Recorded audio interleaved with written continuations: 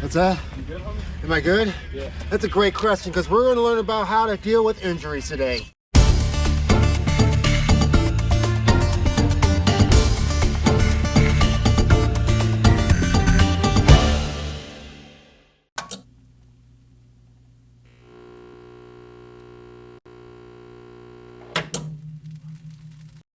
I'm here to learn about injuries with a friend named Drew on his bike.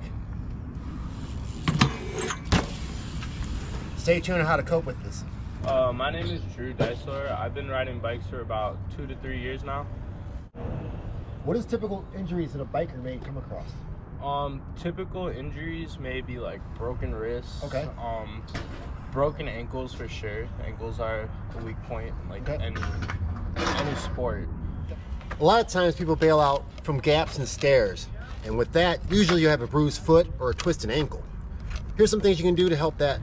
Well, during an injury, have you ever used like gauze or any wraps that may help your ankle stay a little bit more stiff if it is ruined? Usually I'll try to like stay off of it, keep it elevated and iced, and I alternate from like hot packs to cold packs. And I like to take baths with Epsom salt. You know that you can do while being injured is trying to medicate yourself correctly. Thing is using ice baths, ice packs, ice bags, whatever it can be to help take down the swelling. Things like Epsom salt baths that'll help draw the swelling out of an ankle or a sore spot that you may have. It's also very important to stretch out the ligaments and the muscles around the area that is sore or damaged. Head injuries are definitely a big one. That's the most dangerous one. That's the one you should be worrying about the most. Okay. So you should always wear your helmet and protective gear. And as mentioned, a lot of things that happen between both bikers, skateboarders, and other athletes. There's a lot of injuries to both their wrists, their legs, their ankles, their head. This is why protective gear is so important. Let's talk about some protective gear that will help us protect ourselves from these injuries. A few things you may use to help yourself be careful of this is when you're beginning or starting out, you should probably have a helmet, wrist guards, and a knee pads.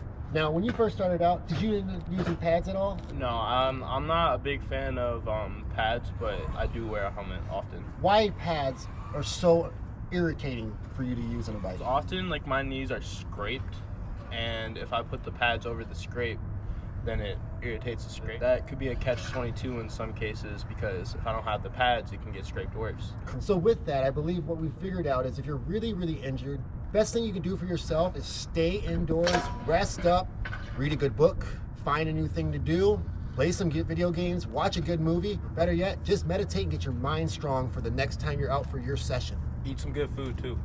That is true. Okay, so once you're injured, there's a few things you could probably do to go out and continue to make your mentality strong.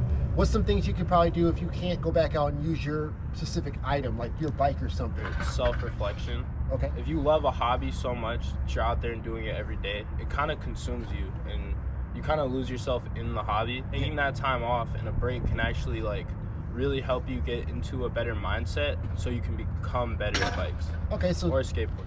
So when we're skating or biking or doing any athletic sport, you're always going to miss fall or what's known as bail.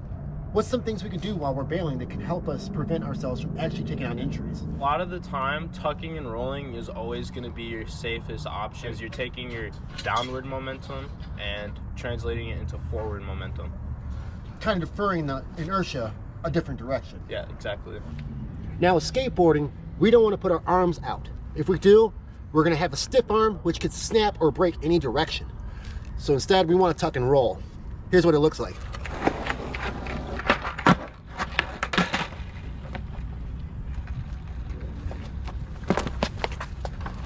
So in the moment of the bail, how do you know it's going to be successful or not? Obviously, there's some exceptions. There's exceptions to every rule, but most of the time you know when you're going to fall. The important part is knowing how you're going to fall. That does take some experience.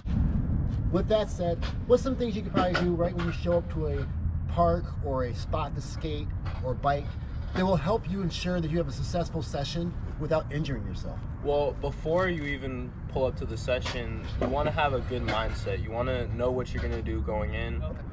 But for warm-ups, I always just like to, mess around and get loose. Gotcha. Have you been injured before? Yeah, many times. And how do you cope with that? Honestly, it just depends on the injury. If it's a serious injury, there's obviously a lot more that goes into that. My most serious recent injury was I fractured my heel. Got over that was by just going to the skate park, hanging out with the homies. Because you can be down, you can be not riding, but you don't want to be out. You don't want to be out of the scene. Now, what's the mental breaks that kind of come with the injuries? How do you get yourself back into the groove to want to go out there after injuring yourself so badly and learn more? I think it's just the friends. Friends? You know, that's a big part of it.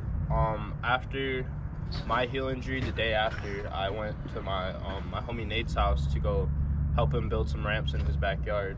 Now, to add into this whole idea of how to bail or how to get used to bailing, it takes a little bit of gymnastics, but you also want to have the mentality of what to do right.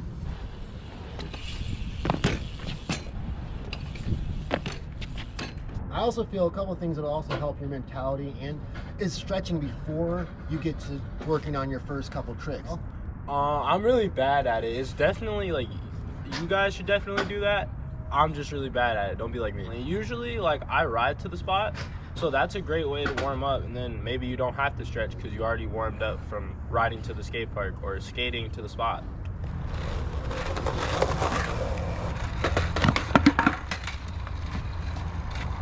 If your ankle is hurt, usually anywhere from the back of your ball of your heel to the side of your ankle, it's always good to have a 45-degree area for a step to kind of give yourself an area to stretch your foot out. Kind of stretch it from 1 to 3 steps until you feel that good stretch.